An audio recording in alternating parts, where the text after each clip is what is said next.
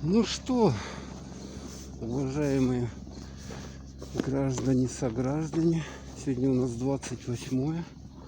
И как вы видите, у нас опять сегодня ночью снег падал. Вон там даже метет метлой человек, сметает снег. Видали, да, у нас снега-то, снега.